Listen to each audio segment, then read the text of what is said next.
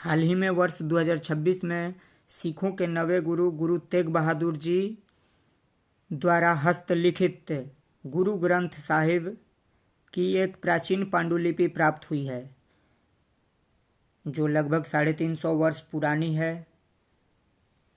यह औरंगाबाद के दाऊद नगर में प्राप्त हुई है उत्खनन के दौरान। यह पांडुलिपि दर्शाती है कि गुरु तेग बहादुर जी का इस क्षेत्र से क्या नाता था, कितने गहरे संबंध थे। तो आइए जानते हैं गुरु तेग बहादुर जी के बारे में तथा पटना के में स्थित तख्त श्री हरमंदिर साहिब जी के बारे में जानते हैं। सिखों के नवे गुरु गुरु तेग बहादुर जी जब अपने पूर्वी भारत के टूर पर पूर्वी भारत के प्रवास पर निकले थे, तब उन्होंने बिहार का भी प्रवास किया था। बिहार में सबसे पहले वो सासाराम में आए थे। सासाराम जो कि रोहतास जिले का मुख्यालय है। सासाराम में उन्होंने अपने परम भक्त चाचा फागूमल के यहाँ ठहरे थे। चाचा फागूमल गुरु तेग बहादुर जी के आने की खबर जब सुने तो उन्होंने एक जो अपना भवन बनवाया, जो अपना घर बनवाया, उसके जो दरवाजे बनवाए वो बहुत ऊंचे बनवाए थे, क्योंकि उनका मानना था कि जब गुरु तेग बहादुर जी उनके पास आए तो अपने घोड़ों सहित उनके भवन में प्रवेश कर जाएं। आज भी सासाराम में चाचा फागूमल गुरुद्वारा के नाम से गुरुद्वारा स्थित है। सासाराम के बाद गुरु तेग बहादुर जी गया प्रवास किए। अब जो साक्ष्य मिले हैं औरंगाबाद के, तो औरंगाबाद होते हुए गया प्रवास किए होंगे। गया के बाद उन्होंने पटना प्रवास किया। पटना में उन्होंने सालिस राय जौहरी नामक व्यक्ति के यहाँ ठहरे थे।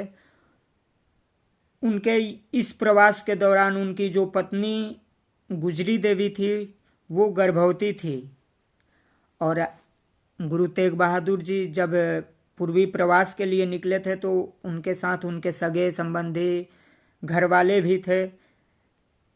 तब उन्होंने 1966 ईस्वी में जब उनकी पत्नी गर्भवती थी और पटना में वो थे, तो आगे की यात्रा कठिन होने के कारण अपनी पत्नी और अपनी माता को पटना में ही छोड़ दिया, जहां सालिस राय जौहरी के महल में उन्होंने सुरक्षा के कारणों के लिए अपनी पत्नी और अपनी माता को छोड़ दिया। उनकी माता जी का नाम था नानकी देवी।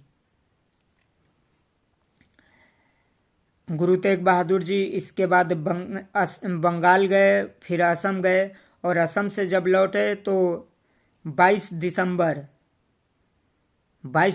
1966 को उसी सालिस राय जौहरी के महल में उनकी पत्नी ने एक बच्चे को जन्म दिया, जिसका नाम गोविंद राय था। फिर आगे चलकर जिन्हें हम गुरु गोविंद सिंह के नाम से जानते हैं, जो कि सिखों के अंतिम तथा 10वें गुरु हुए। गुरु तेग बहादुर जी जब असम से लौटे तो पटना में एक गुरु बाग है, गुरु का बाग है, वहीं पे उन्होंने गोविंद राय अर्थात गुरु गोविंद सिंह जी से उनकी मुलाकात हुई। बाद की मान्यता है कि गुरु गोविंद सिंह वहाँ जब अपने पिता के बाद गुरु गद्दी संभाली तो उन्होंने हिमालय में 20 वर्ष तपस्या किया। फिर हिमालय में तपस्या के बाद उन्होंने वास्तविक रूप से गुरु गद्दी संभाली और खालसा, फिर 5 नियम बनाए सिखों के लिए। उनके बाद से ही सिखों को सिंह कहा जाने लगा। जो उनके मानने वाले थे, जो खालसा पंथ को मानते थे, वो सारे सिख सिंह कहलाए।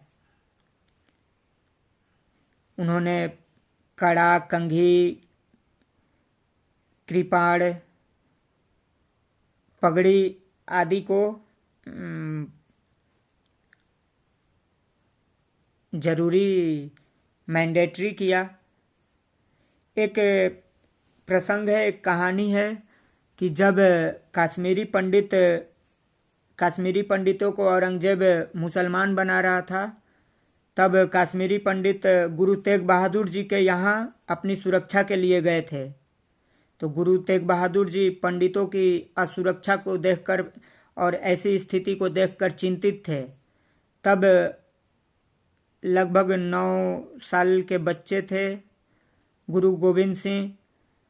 वो अपने पिता के पास गए और उनकी चिंता को देखकर चिंता का कारण पूछा।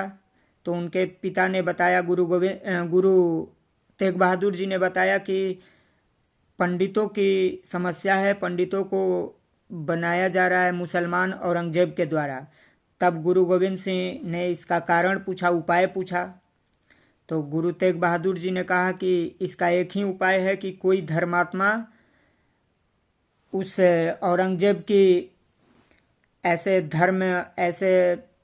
कट्टरपंथी धर्म की अग्नि में अपनी आहुति दे। तो सुनकर दंग रह जाएंगे। और संभवतः आज के बच्चे अपने पिता से ऐसे कहें तो पिता हो सकता है कि उसे अपने घर से निकाल दें। ऐसी बात सुनकर गुरु गोविंद सिंह ने कहा कि पिताश्री, आपसे अधिक धर्मात्मा वर्तमान समय में कौन है? आप ही उसकी अग्नि में आहुति दें। तब गुरु तेग बहादुर जी को यह यकीन हुआ कि हमारे बाद इस गुरु गद्दी को उनका बेटा संभाल लेगा। तब गुरु तेग बहादुर जी ने अपनी आहुति दी, शहीद हुए। उसके बाद गुरु गोविंद सिंह गुरु गद्दी संभाली। ऐसे वीर, ऐसे धर्मात्मा और ऐसे महापुरुष श्री गुरु गोविंद सिंह, जो कि पटना में जन्म लिए थे, उनकी मृत्यु 7 अक्टूबर 1708 को हुई थी।